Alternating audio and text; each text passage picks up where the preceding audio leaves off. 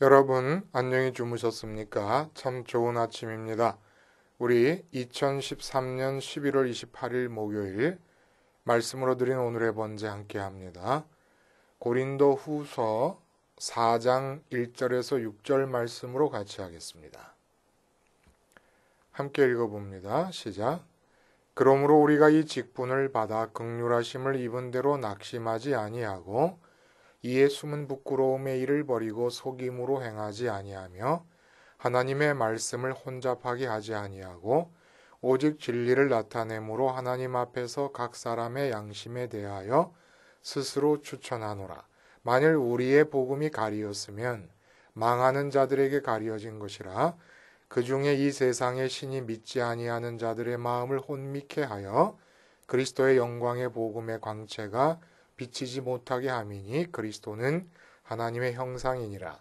우리는 우리를 전파하는 것이 아니라 오직 그리스도 예수의 주 되신 것과 또 예수를 위하여 우리가 너희의 종 된 것을 전파함이라. 어두운 데 빛이 빛이라 말씀하셨던 그 하나님께서 예수 그리스도의 얼굴에 있는 하나님의 영광을 아는 빛을 우리 마음에 비추셨느니라. 오늘 우리가 함께 읽은 말씀 중심으로 마음과 육체 사이의 거리감이라는 제목의 하나님 말씀 증거합니다. 마음과 육체 사이의 거리감. 여러분, 우리가 전화를 통화할 때 이런 말 많이 해요. 너 지금 어디 있어? 그러면 나 지금 집 밖에 나와 있어. 이런 말을 합니다. 집 밖에 나와 있다. 또 집이라는 말을 안 쓸 때가 많아요. 나 지금 그냥 밖에 나와 있거든. 이렇게 얘기를 합니다. 언제나 내가 지금 어디 있느냐라고 하는 나의 위치를 우리가 의식할 때 무언 중에 집이 기준이 됩니다. 나 지금 집에 있어? 아니면 집 밖에 나와 있어? 그냥 집 밖에 장소가 여러 가지지만 구체적으로 장소를 얘기할 필요는 없고 또 번거롭잖아요. 어디에 나와 있다고 하는 걸 구체적으로 얘기하기가 번거로울 때 우리는 밖에 나와 있어. 나 지금 집에 있어 그냥. 이렇게 두 가지로 나누어집니다. 집이 항상 기준이 되는 거예요. 그리고 집 밖에 나와 있을 때 밖이라고 말하는 것은 집으로부터의 거리감을 전제로 하고 느끼면서 하는 말 아닙니까? 집으로부터 떨어져 있다는 얘기죠. 나 한 30분 뒤면 집에 들어갈 텐데 그때 내가 다시 전화할게. 거리감을 나타낸다 이겁니다. 또 본사에서 활동하던 사람이 일이 잘못돼 가지고 저기 멀리 완도에 출장소로 파견되어 버렸습니다. 이때 항상 마음에 본사에서 쫓겨났다는 생각을 하는 거예요. 본사에서 밀려났다는 생각을 하고 있는 겁니다. 그래서 지금 난 파견 나와 있다. 그러니까 본사라고 하는 말이 뜻하는 것처럼 마음이 머물고 있는 본래의 처소가 본사입니다. 쉽게 말하면. 근데 파견 나와 있게 되거든요. 이 거리감을 느끼게 됩니다. 또 사랑하는 애인이 생겼습니다. 근데 애인이 한 달 동안 외국에 연수를 떠나게 됩니다. 그러면 애인으로부터 내가 지금 거리감을 느낍니다. 왜 그래요? 마음은 애인에게 있고 육체는 이곳에 남아있기 때문에 마음과 육체 사이의 거리감을 느끼게 되는 겁니다. 이 마음과 육체 사이의 거리감, 이것이 지금 바울 선생님이 자기 자신의 사도권을 변호하고 있는 가운데 특별히 4장에서 두드러지게 나타나고 있는 사도권의 특징이라는 거예요. 이 거리감, 마음과 육체 사이의 거리감을 느낄 수 없다 그러면 사도가 아닙니다. 그러므로 이 거리감은 자각증상입니다. 내가 사도라고 말할 수 있을 때 그 나의 사도됨에 대한 자각 증상이 뭐냐면 바로 이 거리감이라는 거예요. 이 거리감으로부터 여러 가지 증상이 나타납니다. 거리감을 근본으로 해서 나타나는 여러 가지 형태의 증상이 있는데 그 증상에 대한 이야기를 오늘 사도 바울이 하고 있다는 얘기예요. 오늘 본문을 얼른 보면은 조금 마음에 갸우뚱해지는 면이 있어요. 뭐냐 하면 자기가 사도 바울 선생님이 자기가 전하고 있는 말씀 사역에 대해서 나는 절대로 낙심하지 아니한다. 이건 뭐 그럴 수 있다고 봐요. 근데 부끄러움의 일을 버리고 속임으로 행치 아니하고 하나님의 말씀을 혼잡하게 하지 않고 오직 진리만을 나타낸다.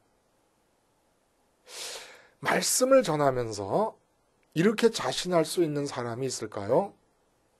칼바르트라고 하는 학자가 우리 목사님들의 설교 행위에 대해서 뭐라고 얘기했냐면 불가능한 가능성이라고 얘기를 했습니다. 그러니까 이거는 우리가 하나님에 관해서 말씀을 전한다는 것은 우리가 인간이고 죄인이라는 점을 감안할 때 불가능한 일인데 불가능함 속에서 가능한 일이 일어난다는 얘기. 그만큼 조심스럽게 얘기를 하는 겁니다. 근데 사도 바울이 이렇게 자신할 수 있는 이유가 뭘까요 도대체? 그리고 자기가 전하는 복음을 받아들이지 못했으면은 그건 자기에게 문제가 있는 게 아니라 복음을 받아들이지 못하는 자들이 망하도록 결정되어 있는 자들이기 때문에 그런 것이고 그들의 마음이 세상 귀신들에 의해서 혼미해졌기 때문이라고 말을 하고 있습니다. 이 요즘 애들 말로 요즘 젊은이들이 자기 도취된 상태에 대해서 쓰는 말이 있잖아요. 자뻑. 자뻑의 왕이다. 자뻑의 여신이다. 뭐 이런 얘기 하지 않습니까?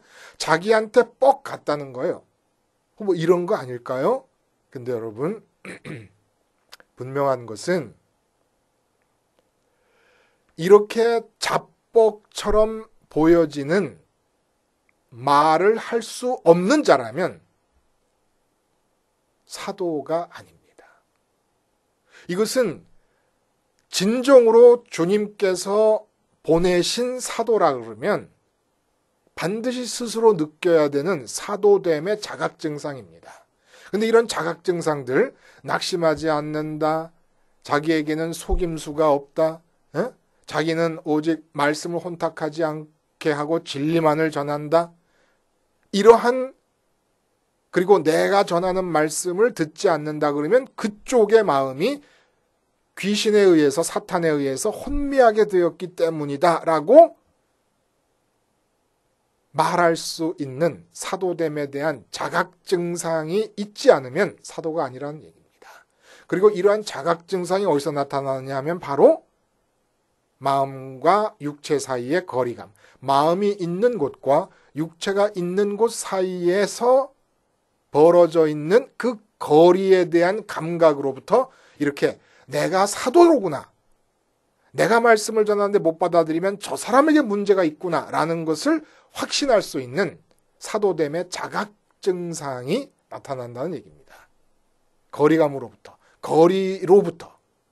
자, 그러면 도대체 이 거리라고 하는 것이 도대체 무엇을 어디서부터 어디까지의 거리, 내 마음은 어디 있고 육체는 어디 있기에 이런 거리감을 느낀다는 말인가? 오늘 1절에 보면은 긍휼하심을 이 직분을 받아 긍휼하심을 입은 대로라는 말이 나옵니다. 그러니까 하나님의 긍휼하심이 임해서 내가 사도라는 직분을 받았다는 얘기를 하는 겁니다. 그럼 하나님의 긍휼하심이 어떻게 나타났다는 것일까요, 여러분? 6절에 보면은 예수 그리스도의 얼굴에 있는 하나님의 영광을 아는 빛을 우리 마음에 비추셨다 이렇게 얘기합니다. 이게 무슨 얘기냐 하면 예수님께서 십자가에서 돌아가시면서 그 육체가 깨어지고 찢어지고 창에 찔리고 하면서 죽으실 때에 주님의 육체가 상하시면서 죽는 그 현장에서 주님의 육체의 상하심과 죽으심에서 그 십자가 너머에 있던 천국에 계시는 보좌에 앉아 계시는 그 하나님의 빛이 이 세상 안으로 뚫고 들어왔다는 겁니다. 근데 그 빛을 아무나 볼 수 있는 게 아니고 하나님의 긍휼하심을 입은 자들이 보게 된다는 얘기예요.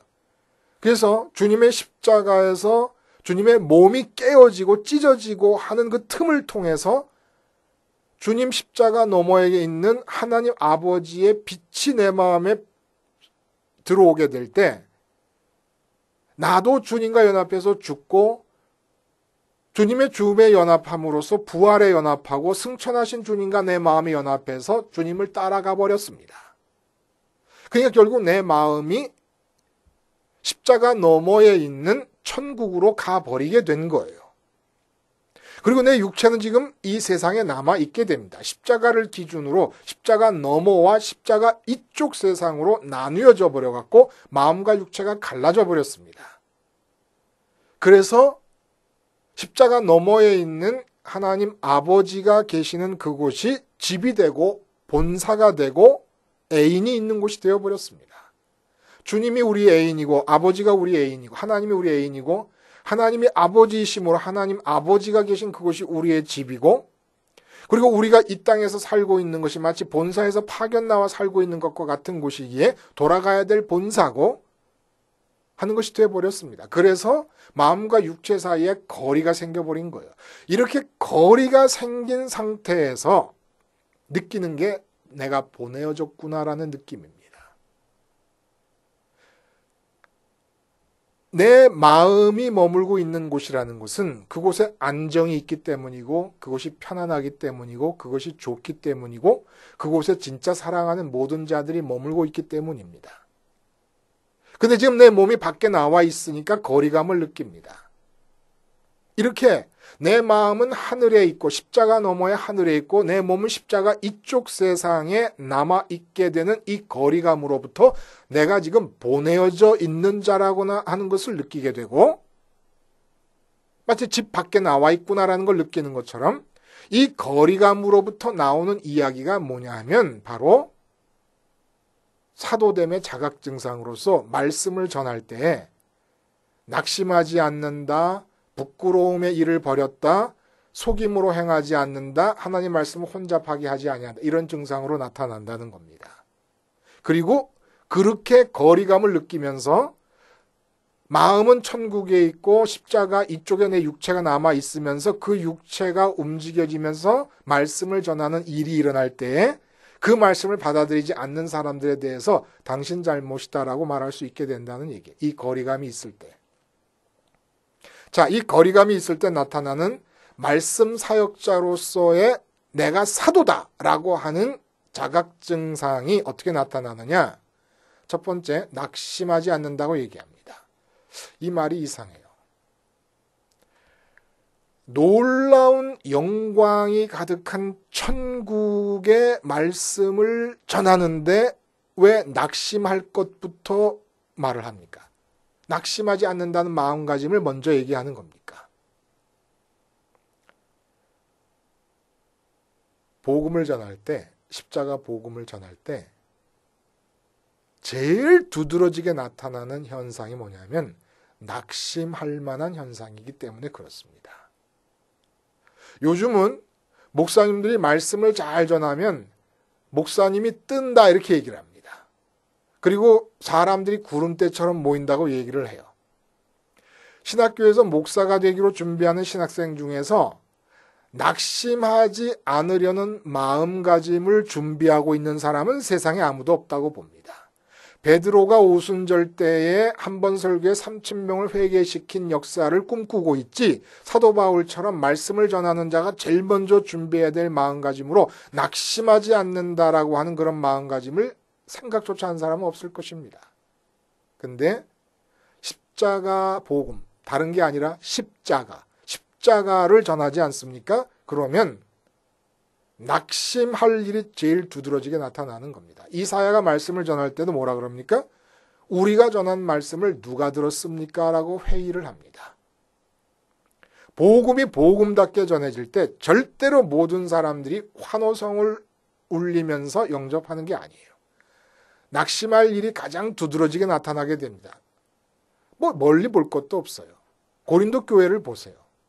사도 바울이 말씀을 전했어요. 그 누구도 아닌 성경의 신약 성경의 엄청난 분량을 성경으로 남긴 글을 쓴 당사자가 말씀을 전했는데도 고린도 교회가 찌그렁빠그렁합니다. 오해가 있습니다. 증오가 있습니다. 에? 사도 바울에 대한 거부감이 있습니다. 균열이 일어납니다. 낙심하지 않을 수가 없는 거예요. 근데 낙심하지 않아요. 왜 그렇습니까? 나는 지금 보내어진 자로서 내가 궁극적인 기쁨과 궁극적인 만족을 얻게 되는, 내 마음의 만족으로 얻게 되는 모든 것은 다 지금 어디 있냐면 십자가 너머의 하늘에 있기 때문에, 십자가 이쪽에서 내가 지금 몸이 있으므로 사역의 활동이 일어나고 있는 이 현장에서 일어나는 일 때문에 낙심하지 않습니다. 그러니까 사도 바울이 궁극적으로 사랑하는 것은 그리스도예요. 십자가 너머에 계신 승천하신 주님이십니다. 하나님이십니다. 그래서 오늘 본문에도 뭐라 그러냐면 나는 우리 자신을 전파하지 않는다. 그리스도가 주 되신 것과, 그러니까 자기가 그리스도의 종이라는 얘기죠. 그리고 그리스도의 종됨이, 그리스도가 주라는 사실을 전파한다는 것은 자기가 종됐다는 걸 전파하는 것인데, 지금 육체가 남아있는 이 현장에서 그리스도의 종됐다고 하는 사실이 어떻게 나타나느냐 하면 그리스도의 몸된 교회를 위해서 종이 되는 것으로 그리스도의 종됨이 나타난다는 겁니다. 그러니까 궁극적으로 지금 고린도 교인들과 씨름을 하고 있는 것이고 고린도 교인들을 사랑하고 있는 것이지만은 그 사랑의 내막을 파헤쳐 보면 주님을 사랑하고 있는 것이고, 주님이 고린도 교회를 사랑하고 있으니까 고린도 교회를 위해서 종으로서 일하고 있는 겁니다. 그러니까 거기에 낙심이 없는 거예요. 왜? 마음은 고린도 교회에 있는 게 아니라 고린도 교회에서 이렇게 지금 전전긍긍하고 있는 건 주님의 마음이 가고 있는 것이니까 내 마음은 주님께 가 있는 겁니다. 그래서 낙심하지 않다니. 그 다음에 숨은 부끄러운 일을 벌였다고 얘기합니다. 자각증상의 두 번째가 부끄러운 일이 뭘까요? 복음을 받아들인 자들의 입장에서 볼 때의 부끄러움의 일이 무엇일까요? 여러분, 아이 때는 발가벗고 고추를 다 드러내놓고도 안 부끄러워합니다. 근데 이게 좀 크기 시작하면서 무지 부끄러움을 타게 돼요. 조선시대 여자들 발목만 보여도 부끄러워합니다. 근데 요즘은 미니스커트를 입고도 부끄러워하지 않습니다. 처녀가 결혼하고 싶다는 말을 서슴지 않습니다. 옛날 같으면 절대로 입 밖에 꺼내지 못할 말, 내가 스스로 나 결혼하고 싶어라는 말을 할 수가 없는 겁니다. 수영장에서 수영복 입는 것은 부끄러운 일이 아닙니다. 그런데 광화문 내거리에서 수영복은 무지 부끄럽습니다. 그러니까 이 부끄러움이라는 것은 대상과 상황과 장소와 시간과 시대에 따라서 엄청나게 가지가지로 많고 다양하고 변해가는 것이 부끄러움의 내용이. 그러니까 복음을 받아들였을 때 복음을 논의의 중심에 놓고 말할 수 있는 부끄러움이 뭘까요, 여러분? 마음이 십자가를 기준으로 봤을 때 아직 십자가 너머로 가서 머물지 못하고 십자가 이쪽에 남아 있으면서 십자가 이쪽 이 세상에서 내 마음에 채워 넣을 만한 좋은 것이 뭐가 있을까 하고 이 세상에서 십자가 너머로 가지 못한 채 이쪽에서 침을 질질 흘리면서 마음에 넣어서 채울 것들을 찾아 헤매는 것이 가장 부끄러운 일입니다. 천국에 있는 하나님과 천사들이 볼 때 천국의 그 좋은 모든 영광된 복된 모든 것을 다 피부로 느끼고 있는 천사들이 볼 때 그 천국을 소유할 수 있고 천국의 빛을 지금도 쐬고 있을 수도 있는 복음이 전파된 세상에서 그 좋은 모든 하늘의 것을 느끼지 못하고 조금도 느끼지 못하고 아직도 복음이 전파되고 있는 가운데 십자가 이쪽 세상에서 혹시 마음에 채워 넣어서 좋을 만한 것이 있을까 해가지고 침을 흘리며 다니는 일처럼 부끄러운 일이 없습니다. 탕자가 유대인으로서는 가까이 할 수도 없었던 돼지 우리에서 돼지의 쥐염 열매를 먹겠다고 돼지와 경쟁하는 것과 똑같은 상태라 이겁니다.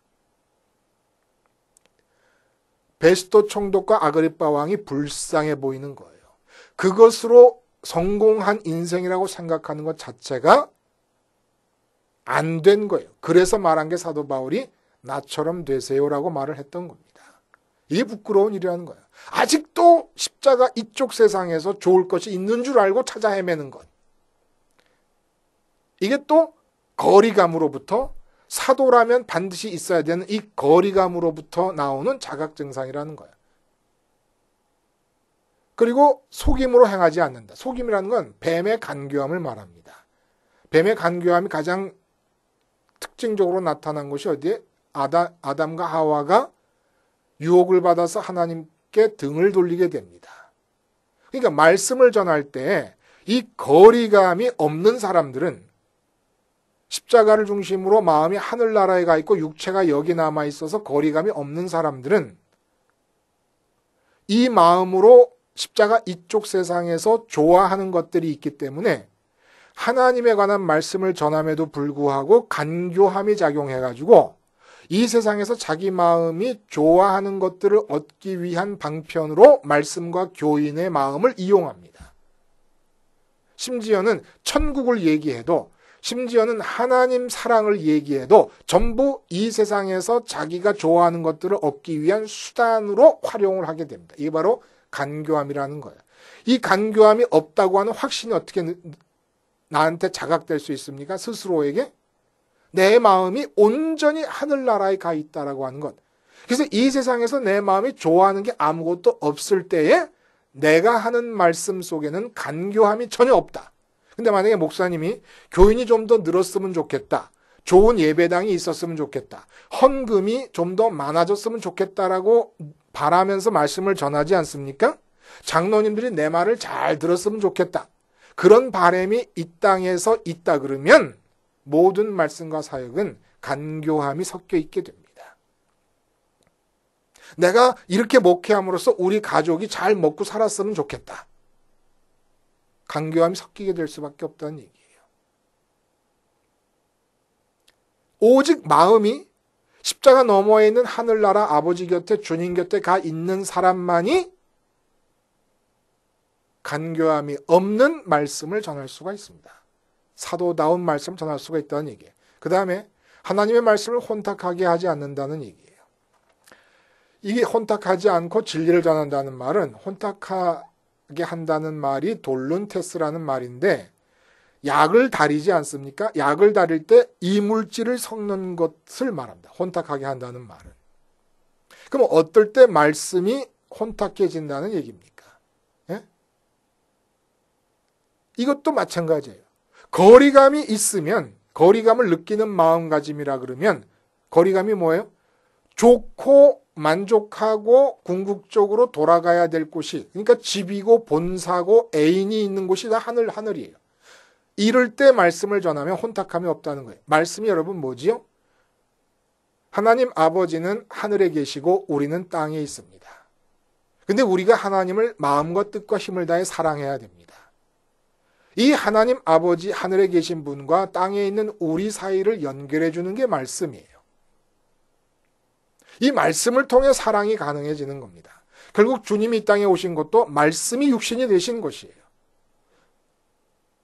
그러므로 말씀을 전한다는 것은 뭘 말하느냐?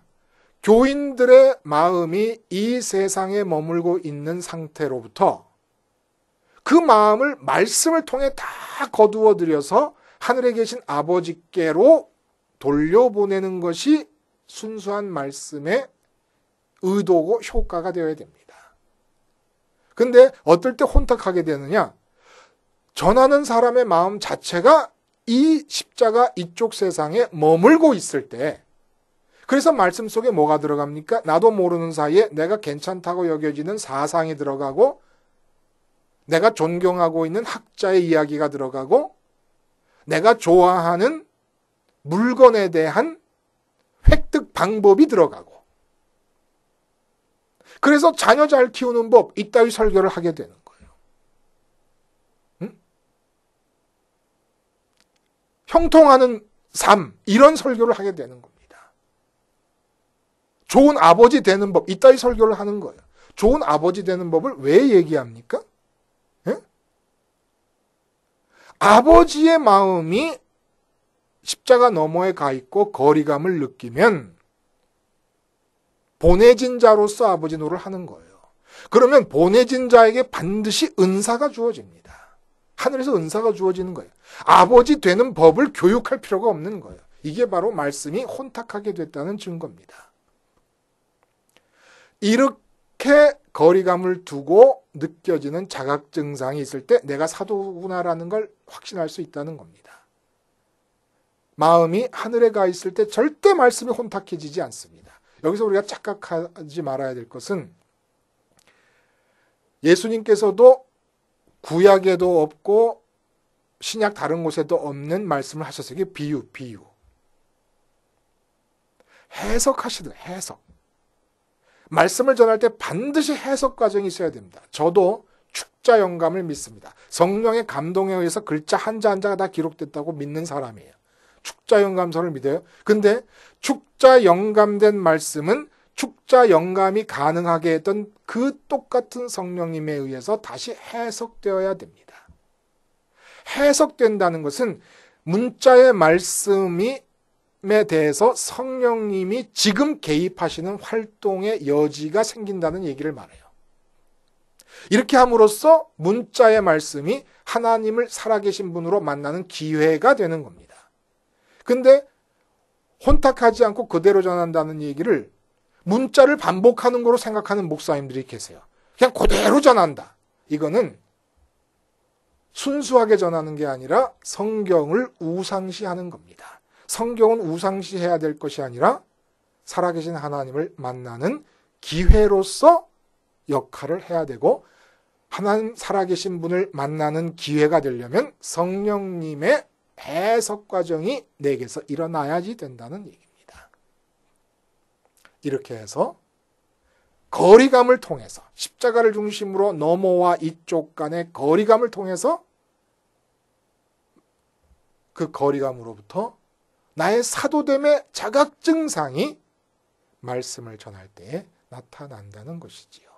기도하겠습니다. 하나님 아버지,